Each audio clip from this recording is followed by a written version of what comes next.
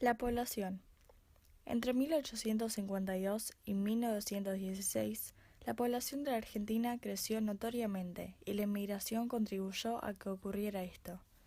Entre 1880 y 1919 llegaron a la Argentina 5 millones de personas.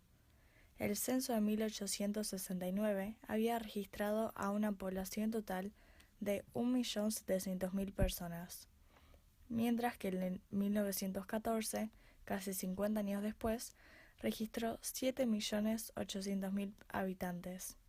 Para esa época, casi la tercera parte de la población era extranjera. Gobernar es poblar. La idea de Alberdi y de otros miembros de la generación del 37, sintetizada en la frase «gobernar es poblar», respondía a intereses tanto económicos, ya que la introducción en el mercado mundial requería de una gran cantidad de mano de obra disponible, como políticos, por la ocupación efectiva del territorio. También respondía a intereses culturales, porque las grandes distancias entre los centros poblados fomentaban el localismo y la presencia de caudillos locales. La necesidad de atraer población extranjera respondía también a las ideas de la época, las mismas que habían llevado a denominar desierto a las tierras ocupadas por los pueblos originarios y los mestizos, gauchos, que no aceptaban ser sometidos por el Estado Nacional. Estos bárbaros y salvajes, como se los calificaba despectivamente, debían ser reemplazados por europeos, preferentemente del norte de Europa. Para hombres como Alberdi y Sarmiento, esos inmigrantes vendrían con hábitos de trabajo y de respeto por las leyes que convertían al desierto argentino en una nación moderna y avanzada. La mayoría de los inmigrantes llegados a la Argentina eran trabajadores y campesinos provenientes del sur y del este de Europa. Muchos de ellos venían para librarse del hambre y el desempleo de sus países de origen, y en algunos casos por persecuciones políticas y religiosas. La mayoría de ellos venía de Italia y España. En menor medida llegaron inmigrantes procedentes de países dominados por el Imperio turco, el Imperio ruso y el Imperio austrohúngaro. La ley de inmigración. Ya en nuestra primera Constitución estaba presente la idea de promover el crecimiento y el desarrollo del país mediante el fomento de la inmigración de origen europeo. Urquiza, luego de promulgada la Constitución, comenzó a negociar tratados para impulsar la inmigración y entregó tierras de su propiedad para que se asentaran colonos. Sin embargo, fue el presidente Nicolás Avellaneda quien desarrolló una política claramente destinada a fomentar la inmigración y la colonización con el fin de asegurar que la población que llegaba desde Europa se estableciese en la Argentina. Hasta entonces, el crecimiento de la población era relativamente bajo, ya que muchos inmigrantes regresaban a sus países tras un corto periodo de residencia. El 18 de octubre de 1876 dictó la Ley 817 de Inmigración y Colonización. Esta norma creó el Departamento General de Inmigración, que controlaría las condiciones de transporte, las sanitarias y las de alojamiento de los inmigrantes. La ley creaba también la Oficina de Tierras y Colonias para la división y entrega de tierras a los inmigrantes. Estos colonos recibían lotes en forma gratuita para su explotación agropecuaria.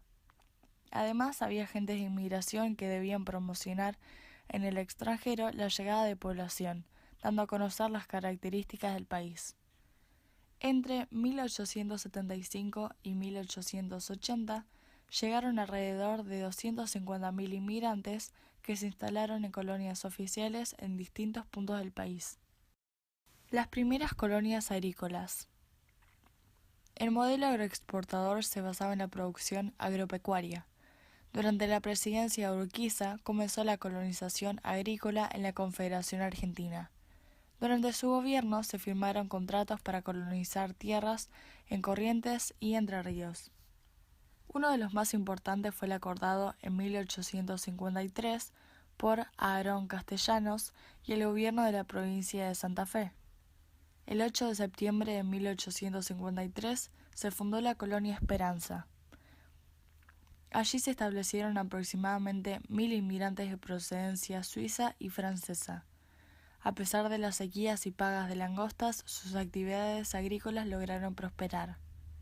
Luego llegaron grupos de colonos que ocuparon tierras públicas, como los inmigrantes suizos que llegaron a partir de la firma de un acuerdo con la agencia Beck, Herzog y compañía.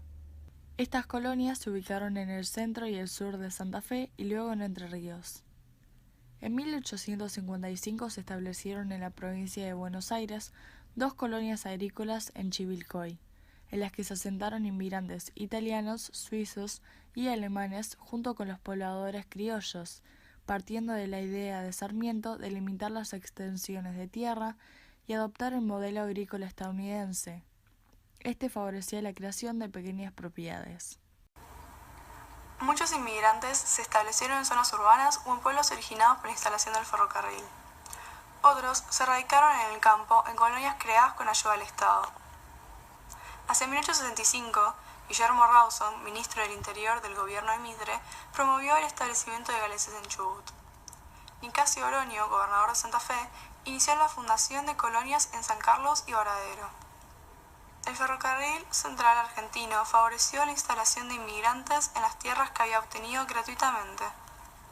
Para 1870 existían ya 4 colonias: Caraña, poblada por suizos y franceses; Cañada de Gómez, poblada por los ingleses; Tortugas, poblada por italianos; y Bernstad. Ese mismo año se asentaron en Buenos Aires colonos irlandeses, escoceses e ingleses. Las colonias agrícolas se fundaron mayoritariamente en el litoral. Hacia el 84 en Santa Fe había 75 asentamientos. Para el 90 Entre Ríos tenía 45 colonias. Muchas colonias fueron trazadas utilizando modernos criterios urbanísticos, con amplias avenidas y plazas. Otras se establecieron a lo largo de una línea recta para facilitar la distribución de agua y cultivos. Algunas otras se asentaron sobre antiguos pueblos. Está de más decir que el asentarse no era tan fácil como para todos. Muchos inmigrantes que no venían en grupos para instalar colonias tuvieron dificultades para acceder a la propiedad de la tierra, ya que los grandes terratenientes se negaban a venderlas. Tuvieron que conformarse con arrendar campos o emplearse como peones asalariados. Otros volvieron a la ciudad para trabajar como jornaleros en la industria o en el comercio, mientras que otros buscaron trabajo en la construcción de obras públicas y edificios particulares. La sociedad. La sociedad se vio transformada por la llegada de los inmigrantes. Se modificó la estructura social, aumentó la cantidad de asalariados y la clase media. Se logró la movilidad social, ya que muchos inmigrantes lograron prosperar y tuvieron éxito en el comercio y en la industria, o se convirtieron en pequeños propietarios. La inmigración masiva también produjo cambios culturales. Esto se debió a que la población inmigrante trajo costumbres distintas y diferentes idiomas. Los italianos venían principalmente de la zona sur del país y los españoles de la zona norte. Poco a poco disminuyó la llegada de franceses y aumentó la de sirios y libaneses, y la de judíos, en su mayoría procedentes de Europa Central y Oriental. Además, se produjeron migraciones de los países limítrofes, como el Uruguay, el Brasil, el Paraguay, Bolivia y Chile. Los inmigrantes en las ciudades. A pesar de que la Ley 817 de Inmigración preveía la entrega de tierras, sus planes no se cumplieron o se cumplieron en forma parcial en las colonias agrícolas. Para sobrevivir, sobre todo a partir de 1880, muchos inmigrantes debieron instalarse en las ciudades. Esto produjo un gran crecimiento de la población urbana, que en el censo de 1869 representaba el 27% del total, el de 1895 el 37% y el de 1914 el 53%. La ciudad de Buenos Aires concentraba la mitad del aporte inmigratorio al aumento de la población. Los inmigrantes que habían llegado con el sueño de recibir tierras y convertirse en pequeños propietarios migraron a las grandes ciudades. La mayoría de ellos, hombres en edad de trabajar, conseguían trabajo en la construcción, el comercio, los servicios y en las industrias y manufacturas. En las ciudades portuarias podrían trabajar en los muelles o en rubros como el transporte, sobre todo el ferroviario y en la fabricación de carros. En estas ciudades se concentraba la actividad de los frigoríficos, un sector que requería mucha mano de obra. Las mujeres conseguían empleo en cigarrerías, confección de ropa y calzado. La mayor parte de los trabajadores eran asalariados, También comenzaron a surgir los cuentapropistas. En los ferrocarriles, los inmigrantes ocuparon puestos inferiores y jerárquicos, desde peones de vías y obras hasta funcionarios de dirección. Para algunos puestos se requerían niveles de alta calificación técnica como los de conductor de locomotoras o jefe de estación. Las sociedades de socorros mutuos. Después de llegar, instalarse y conseguir un trabajo en el país, para los inmigrantes comenzaba un periodo de adaptación durante el cual buscaban crearse una red social. Con este fin, solían reunirse con sus coterráneos, dando así origen a colectividades que desarrollaban una activa vida social y cultural a través de numerosas instituciones. Allí se reunían para hablar su idioma, bailar sus danzas, desarrollar actividades festivas, recreativas y culturales y reconocerse entre ellos. Como la atención que proveía el Estado no era suficiente, los inmigrantes fueron creando asociaciones que se reunían y representaban a importantes grupos de extranjeros de una misma nacionalidad. Estas sociedades de socorros mutuos tenían como objetivo principal ayudar a sus miembros en temas de salud, educación o ayuda económica. Fueron muchas las comunidades que entre fines del siglo XIX y principios del siglo XX crearon sus propias escuelas u hospitales. Estas asociaciones también desarrollaron una importante actividad cultural, de enseñanza de idiomas y dialectos, encuentros sociales, festejos religiosos y tradicionales relacionados con sus comunidades de origen. Las transformaciones que estaban produciendo en la Argentina dieron lugar a la conformación de un mercado laboral. En la Argentina de fines del siglo XIX existía una fuerza de trabajo dispuesta a vivir de un salario. Esto favoreció a los empresarios y terratenientes, ya que podían contratar a mano de obra a menor precio. Pero las nuevas condiciones económicas hacían necesaria una cantidad de trabajadores y un nivel de especialización que superaban los del mercado laboral podía proveer. Pero esto ayudó a la inmigración entre 1869 y 1914 que se produjo en Argentina, la cual hizo que la población pase de ser 923.000 personas a 3.360.000. Como consecuencia del crecimiento de la población en las ciudades que no estaban preparadas para este cambio, surgieron los conventillos o casas de inquilinatos.